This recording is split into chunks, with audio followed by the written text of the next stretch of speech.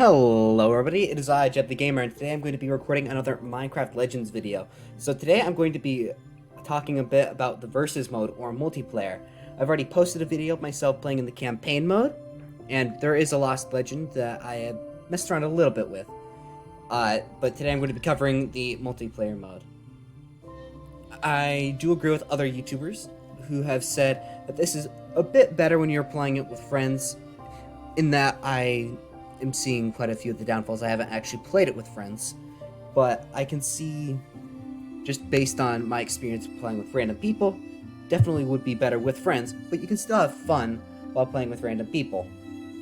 So this is going to be a guide on how to play multiplayer, and I'm going to be giving you a few tips to help you out with this journey. While I do primarily make this for playing with online players, these tips can certainly help you out when you're playing with your friends. That's mostly because quite a few of these tips are regarding just, essentially, most of them can be summarized down to think about what other people are up to, which you'll know if you're talking with your friends. However, I'll be talking about that in a little bit more detail in a little bit. And here we go on to tip number 1. Tip number 1, you need to always be gathering resources. You have a limited number of allies and a limited number of time before the opponents decide to, attack you. Therefore, you only have a limited amount of potential to start gathering resources. So it should be kind of a no-brainer that your allies be gathering something if you can. I understand that there are some circumstances where it's like, there's nothing within convenient reach. Okay, then it's acceptable. But if there are resources nearby and you're not placing down allies or using them to gather stuff up, then, that might not be the best use of your time. Even if you don't have a particular plan for resource usage, you should gather up a resource anyways, because resources are finite. Therefore, if you were to gather up a bunch of them and your opponent is unable to do so, that means that you will have an advantage, which Minecraft Legends is about gaining an advantage and then pushing it. You do not want to be the one to be running out of stone at the end of the game. So, tip 1, gather stuff. Tip number 2, stick to your role. In Minecraft Legends, gathering Prismarine and base defense are very important, hence why you should always have someone at your base and someone gathering Prismarine almost all the time. These two people should be able to cover all of your team upgrades, freeing up the 2 other people to either assist with their roles, attack opponents, or gather resources. Additionally, you shouldn't hinder your allies' abilities to fulfill their own roles. An example of this would be if you were to use up all of the lapis at the beginning of the game, when the person who is attacking the piglins to gather Prismarine does not have an army yet. Or you could also take up all the army space. While you should try to attack your opponents, doing so at the price of your team's ability to make progress only hurts you. An example that should be pretty obvious of hindering your teammates, actively tearing down your base defenses. Just don't do that. There are multiple ways to set it up, but if somebody's helping set up your base defenses, you shouldn't actively tear it down. You should instead fulfill a different role the team needs you to do. Another way to harm your team would be if you were to start fulfilling a role, but then you were to later ignore that role. In this case, we had somebody building up the base defenses, as you can see, but they then left the base while it was incomplete. So what this meant was that, first of all, there's a bunch of armies sitting around not doing anything, which was preventing me from gathering a lot of Prismarine effectively. They also didn't spend the Prismarine, so we filled up on the cap and weren't getting any benefits from the Prismarine. And as you can see, the opponent was able to do a sizable chunk of damage to our base. So if you're fulfilling one of the roles, stick to it unless somebody relieves you of that role. And yeah, it just helps you out abundantly by fulfilling a role and sticking to it. 3, use your resources wisely. Gotten some coal gathering. You're going to use that coal that you just gathered up to spawn in some creepers and attack your opponent's base and just completely obliterate it in one fell swoop. However, not really how the game works. Destroying a base is very hard to do, and it takes a lot of time. So, in the previous example, the most likely result would be that you just destroy a wall, and then your opponents can just build it back up again. So now you've wasted your entire team's coal, as well as the fact that it won't be coming back later. And now you've just wasted a bunch of stuff that was completely usable on other things. So what the point of this little tip is pretty much just keep an eye on what your resources are being used for and try to think, what are the chances of this succeeding? And then assess, will this help my team if I were to do this, or can it be used for something better?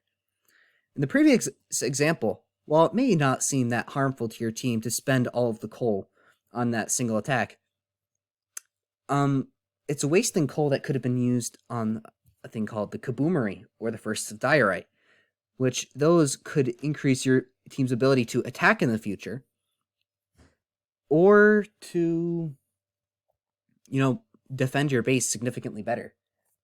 So just keep in mind what you can use a resource for, and just because you have the resource doesn't mean that you have to spend it right now.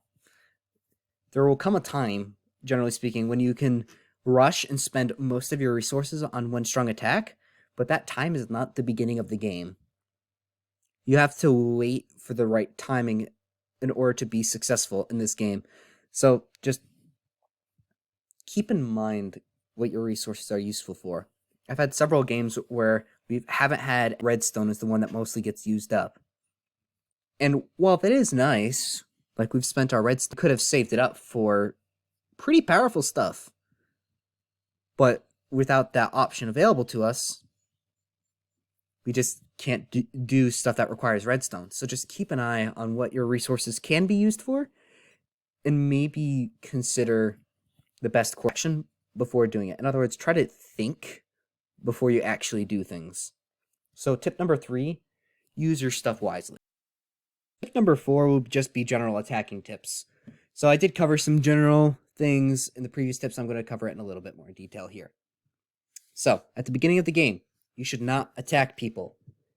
It's a poor idea. Just please don't do it. Prismarine Gatherer needs to have the army space and lapis to build up an army and attack. If you are building up an army and then sending it to die against your opponent's base defenses, it's not managing those very limited resources wisely. Whereas instead, you could have, gathered Prismarine to get a stronger army. So instead, what you should do is wait until you have a passive lapis income. Because then at that point, you could instead build up an attacking force when you have the lapis to afford one of them in a larger scale. And you also could hold off until you just have better troops. It takes a really long time to destroy a base with the starting troops.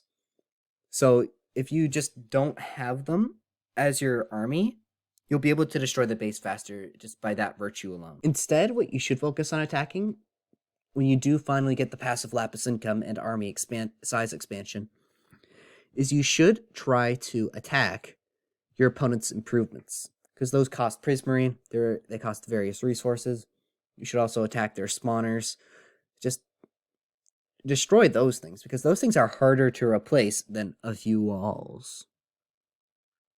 And their base has enough health that, generally speaking, it will be able to, heal up by the time you come back the next time. So, just when you're attacking your opponents, try to focus on what's weaker instead of attacking their base. And if you do have an overwhelming force, then you can try to take out their base. But other than that, you should try to hold back until you have a super strong force with a few of your allies helping out. Tip number 5, similarly, is going to be defense tips. So this will be how to defend. Your base defense actually doesn't have to be that complex. You just have to build up a bunch of towers, masonry, carpentry at the very least, and other tower upgrades if you want to have them. Having gates to get in and out is, pretty much required. But actually, one idea I have heard of from Grian on YouTube is to have a ramp going out. I don't know how that would work out, but I do know that that is potentially an option. Having multiple layers of walls is definitely a good idea, and just make sure that your teammates have a way to get out of your base easily if you're building up a defense, because nothing's more annoying than having to do a maze to get out. If you want it to be a maze to get in, yeah, go ahead. But getting out should be nice and easy. The building which defends against redstone launchers, I forget what it's called, but it does have a pretty small range. So if you are going to be building up a bunch of those to defend your entire base, you probably will want to have the spyglass building to expand their range. I think that covering your entire base with those things is kind of unreasonable, but if your opponents are building a redstone launcher, they're not going to be aiming at the outer parts of your base, they're going to be aiming for the middle. So, if you set up one of those near your well, then if somebody builds a redstone launcher and starts launching at you, you'll see where it is, you'll be forewarned, and then you could probably build up a force to take it out pretty quickly, and then destroy the cannon. Tip number 6 would be to use your communication tools. When you begin to use allays to do an action, you can instead ping it, notifying your teammates of that action. Pinging is highly unutilized, and you could ping your teammates to gather resources or to focus on a certain thing. You also can place markers, ping them. You also locate piglin dens and ping those, as well as your opponent's base. If your teammates are using those ping as well, then you can have a quick communication system. However, that's also basing off of the idea that your teammates are in fact paying attention and would be using those pinging tools to, help out.